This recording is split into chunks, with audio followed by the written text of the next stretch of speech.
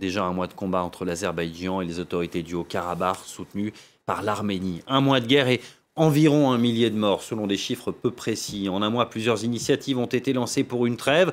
Sans succès, un nouveau cessez-le-feu est entré en vigueur il y a 2 heures maintenant et chaque partie accuse déjà l'autre de poursuivre les combats. On retrouve notre envoyé spécial Tarek Kay. Tarek, bonjour, vous êtes à Yerevan en Arménie. Il semblerait donc que la trêve ne soit d'ores et déjà pas respectée. Tout à fait, comme vous le dites, il semblerait que ce cessez-le-feu, ce nouveau cessez-le-feu n'ait pas tenu pendant très longtemps et ce, quelques minutes ou quelques moins d'une heure après qu'il soit entré en vigueur. Aussi bien l'Arménie que l'Azerbaïdjan s'accusent mutuellement de l'avoir violé. Le ministère de la Défense arménien affirme que l'armée azerbaïdjanaise a ouvert le feu à 8h45 très précisément par des tirs d'artillerie qui ont visé des positions de l'armée du Haut-Karabakh au nord-est de la région. Le ministère de la Défense parle également de tirs qui ont visé le sud-ouest du Haut-Karabakh.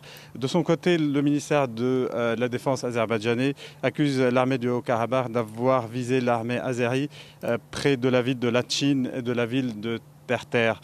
Et donc avec ces nouvelles accusations mutuelles, nous sommes devant le même scénario que nous avions connu le 10 et le 17 octobre dernier avec les deux cessez-le-feu qui sont, comme vous le savez, restés lettres mortes. Oui, mais avec cette fois un interlocuteur différent pour négocier cette trêve. Elle semble avoir été négociée avec l'aide du secrétaire d'État américain Mike Pompeo.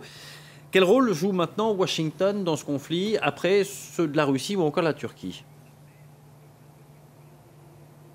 L'administration américaine, par le biais de cette nouvelle méditation, peut-être s'engage de manière encore plus concrète au niveau de ce conflit ou de sa résolution. Vous le savez, jusque-là, c'était la Russie qui était le principal médiateur au niveau de ce conflit. On avait parlé la semaine dernière d'une rencontre potentielle à Moscou même entre le Premier ministre arménien Pachinian et le président azerbaïdjanais Ilham Aliyev. Et nous sommes sans nouvelles depuis. Justement, côté américain, donc c'est le ministre des Affaires étrangères, Mike Pompeo, qui avait organisé ces rencontres avec ses homologues azerbaïdjanais et arméniens qui sont depuis vendredi à Washington. Mais justement, cette nouvelle violation du cessez-le-feu montre bien que même les Américains n'ont pas réussi jusque-là à régler ce conflit qui entre dans sa 4e semaine. Tarek Kay depuis Yerevan pour France 24. Merci beaucoup Tarek.